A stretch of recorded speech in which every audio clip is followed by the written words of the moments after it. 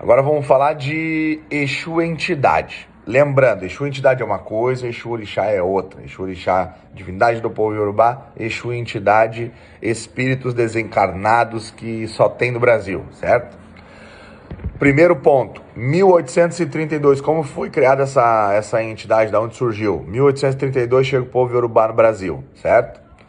O povo Yorubá, que é o detentor da divindade Exu, chega aqui no Brasil e olha nas macumbas que já tinha por aqui. Macumba carioca, inclusive, era um culto, nome de um culto, como se fosse quimbanda, umbanda.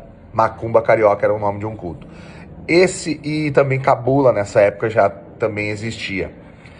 Essa galera praticava ali seus ritos, né? Incorporavam de alguns espíritos que eram chamados de Tata. Que até hoje vai ter aí Tata Caveira, Tata Mulambo, que são entidades que hoje a gente coloca como entidades mais velhas. O povo Yorubá chega aqui e eles dizem, mas esses caras aí, essas entidades aí parecem o nosso Exu Orixalá. E aí vira Exu o nome dessas entidades. Tanto é que Pombagira vai ser só depois o nome, né? Aí nessa época chamam de Exu e Exu Mulher. Mas, ponto, o nome de Exu tá ali dado, certo? E aí aquelas pessoas que já tinham essas práticas antes do povo Yorubá chegar, elas já eram demonizadas. Já eram por quê?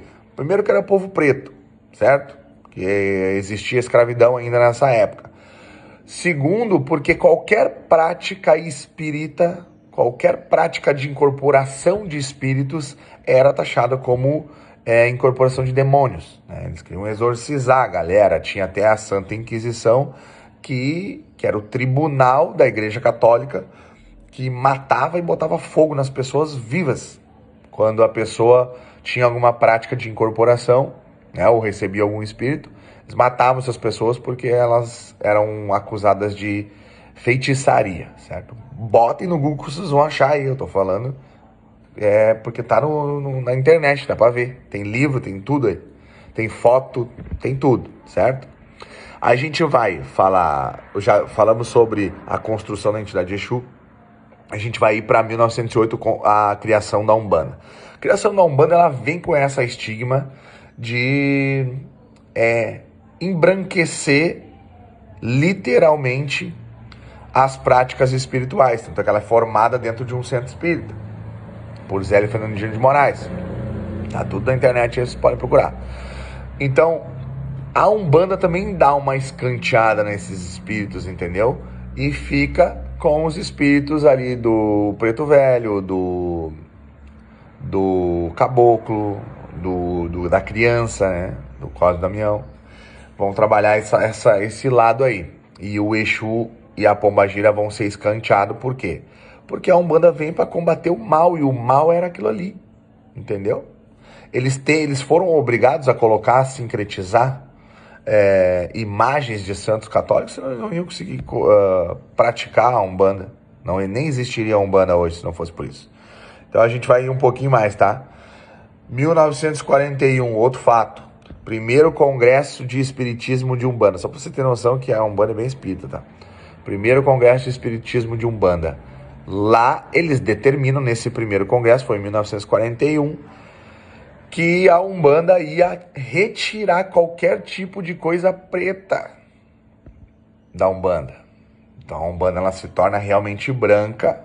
Branca não só na cor do branco, mas uma prática bem menos afro, porque já queria servir um pouco mais à elite do Brasil. Outro ponto, e o derradeiro do porquê que o Exu é entidade demonizado. O principal. 1951, o livro Exu, autor Aloysio Fontenelle. Esse desgraçado, ele disse que Exu era um demônio. Ele começou a misturar o Exu com demônios da Goécia. Quem procurar aí, bota Goétia, vocês vão achar. Aqueles demônios, sabe aqueles demônios que ficam em cima dos castelos, assim, aquelas imagens? Ele coloca, a partir dali, as imagens de Exu que tu vê na flora começa a bombar, porque esse cara coloca imagens de demônios da Goécia e diz que é Exu.